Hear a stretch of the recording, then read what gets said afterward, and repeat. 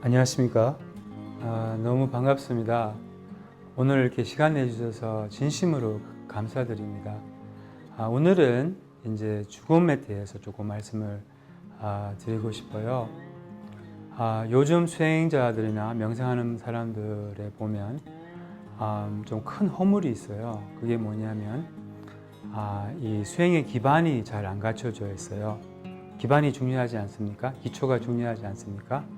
어떻게 돼요? 집을 지을 때도 기초가 좋지 않으면 무너지듯이 우리의 수행도 기초가 튼튼하지 않으면 수행이 무너집니다.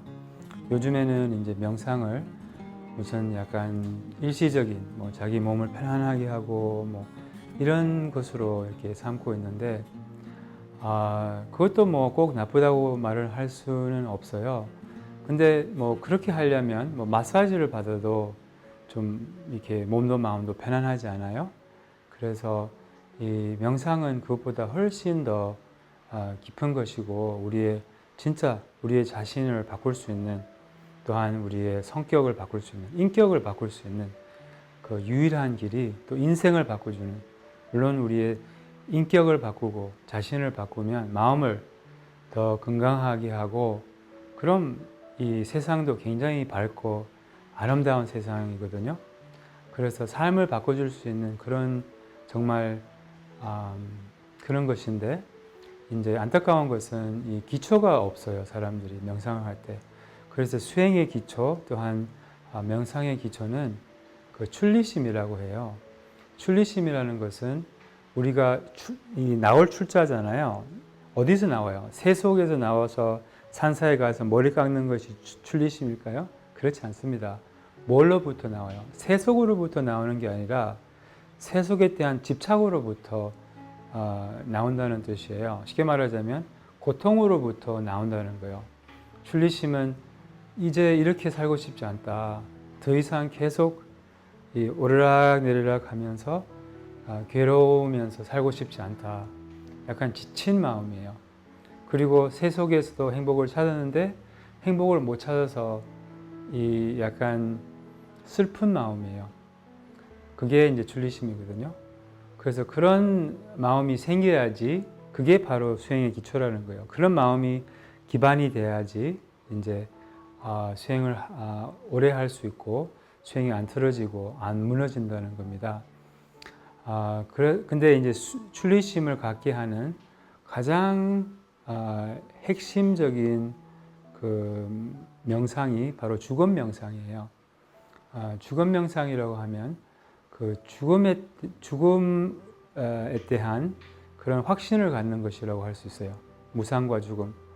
그러니까 우리의 죽을 운명을 생생하게 이렇게 실감 있게 알아차리는 거예요. 우리 주변에 많은 사람들이 이렇게 죽었잖아요. 친척들도 죽었고, 어쩌면 우리의 부모님이나 아니면 할아버지 할머니도 돌아가셨고, 친구들도 이렇게 죽은 사람이 있고, 우리 도반들도 죽은 사람이 있고, 그렇지 않습니까?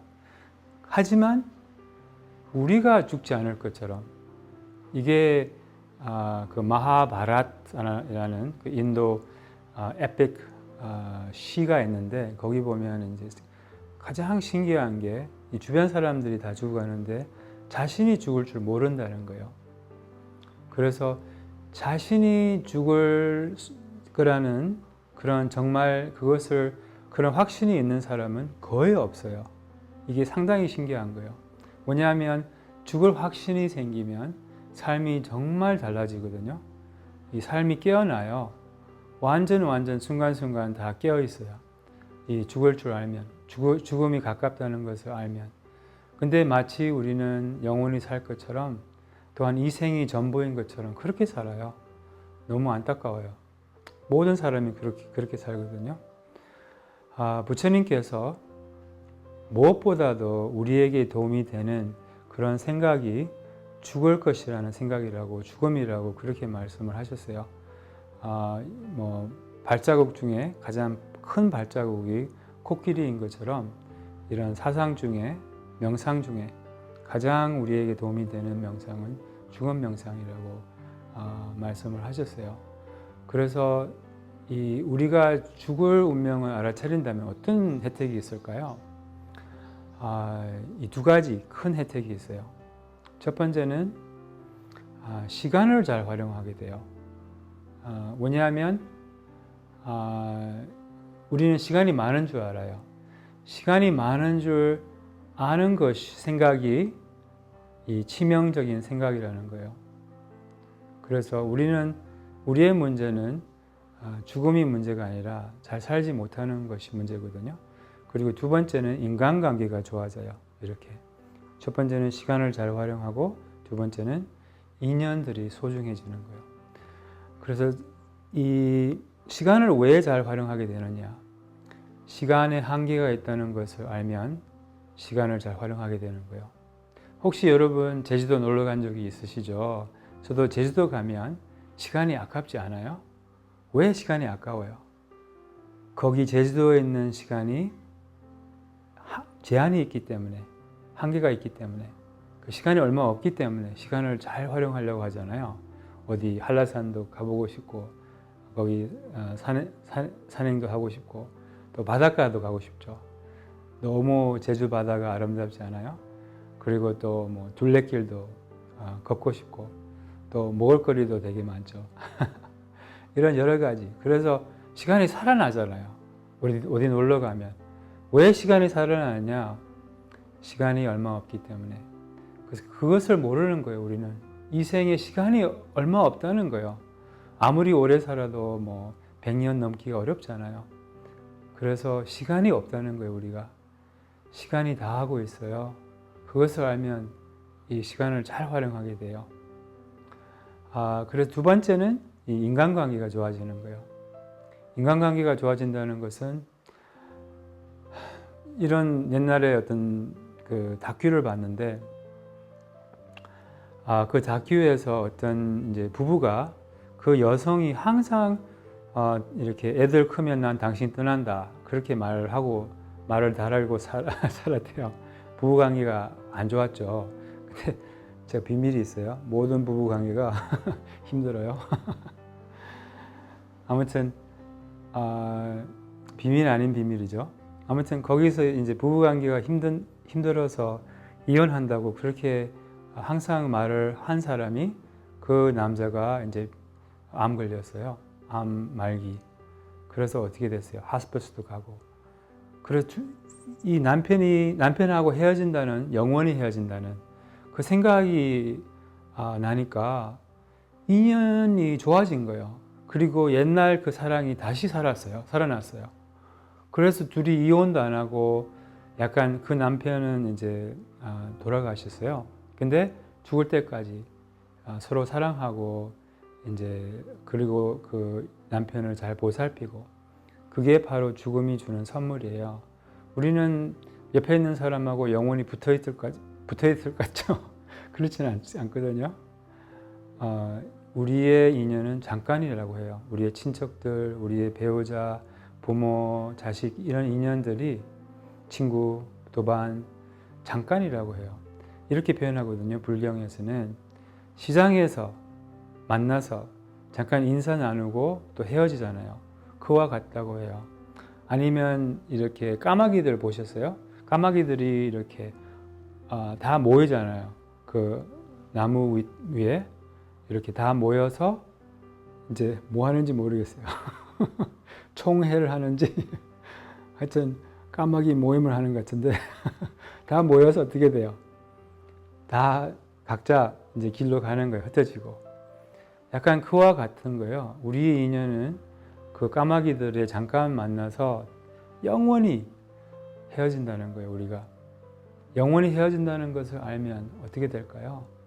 부모하고 영원히 헤어진다는 걸 알면, 만약에 내일 부모하고 영원히 헤어진다, 부모님이 내일 돌아가신다, 그럼 오늘 어떤 마음이 있을까요?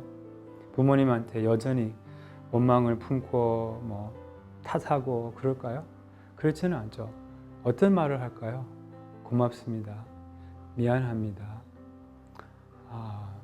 그런 말을 하지 않을까요? 부모의 은혜를 그때는 기억하지 않을까요? 그리고 그런 것이에요. 근데 내일 죽든 50년 전에 죽든 100년 뒤에 아니 50년 뒤에 죽든 100년 뒤에 죽든 죽는 것은 확실해요. 그래서 이 죽음을 알아차리면 이런 이 모든 인연이 소중해지는 거예요. 소중해지고 그리고 뭐랄까 잘해주게 되는 거예요. 싸우지 않아요. 왜 싸워요? 예를 들면 누가 너무 싫어요. 싫어하는 사람 있으세요 혹시? 저는 안타깝게 싫어하는 사람이 없어요. 작년에는 있었는데 이제는 싫어하는 사람이 없는 것 같아요. 아무튼 뭐냐면 싫어하는 사람이 없으면 이게 그 뭐랄까 그 자비명상이 좀 더 어려워지거든요. 아무튼 그 사람이 만약에 아주 뭐 지독하게 싫어하는 사람이 있다고 해봐요. 뭐랄까 우리를 해치고 뭐 욕하고 뭐 그런 사람이 있다고 해봐요. 그런데 그 사람이 뭐 죽었다고 해봐요. 뭐 예를 들면 아직 그 사람을 원망할까요? 물론 그럴 수도 있지만 대부분 사람들은 그렇지 않을 겁니다. 그럼 내려놓을 수 있잖아요. 그 사람이 죽었어요.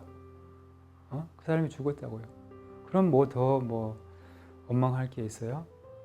그게 바로 이 죽음이 주는 선물이라고 이러는 거예요. 그래서 무엇보다도 이제 죽음을 알아차리면 이 출리심을 갖게 되는 거예요. 무슨 말이냐면 출리심은 이렇게 표현할 수 있거든요. 이 생에 대한 관심과 또한 이 생을 향한 마음이 어디로 가느냐? 수행으로 가는 거예요. 수행으로 향하게 되고 해탈로 향하게 되고 예수님도 이런 말씀하셨잖아요. 땅에서 그 보물을 묻어놓지 말고 땅에서 보물을 묻어놓으면 도둑들이 훔쳐가고 또 썩고 하늘에 이 보물을 쌓아놓으라고 그렇게 하셨거든요. 뭔 말이냐면 죽을 때 가져갈 수 있는 것에 이제 이 마음을 써라 이렇게 신경을 써라 이런 말이거든요. 죽을 때 뭐를 가져가요? 재산을 못 가져가고 뭐를 가져갈 수 있어요? 몸도 못 가져가고 오직 선업 그리고 악업. 선업 악업은 보장 가능합니다. 그러니까 가져간다는 거죠. 그러니까 이 죽을 때 가져갈 수 있는 것에 투자는 좋은 투자고 죽을 때 못 가져가는 투자는 좋지 않는 투자라고 해요. 밀러 아빠가 이런 말을 했어요. 모이면 흩어지고 지우면 무너지고 쌓으면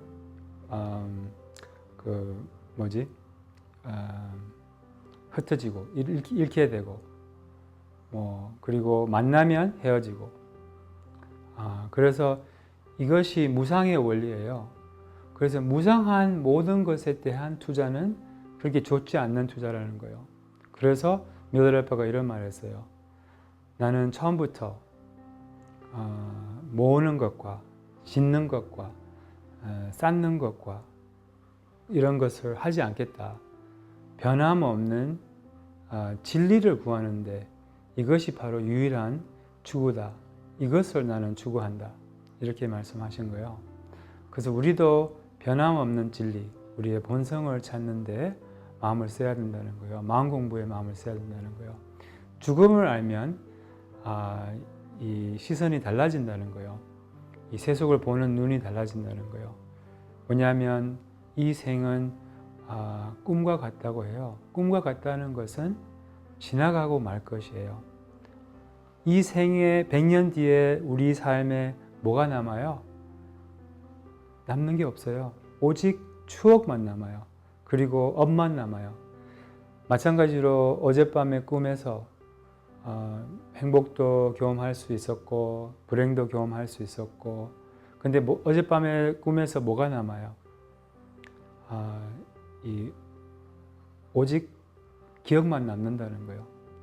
그래서 이 죽음을 알면 또 좋아하는 사람, 미워하는 사람 가릴 필요가 없어요. 어젯밤에 좋아하는 거, 안 좋아하는 거, 꿈에서 가린 거 그게 무슨 소용이 있어요? 꿈이었기 때문에.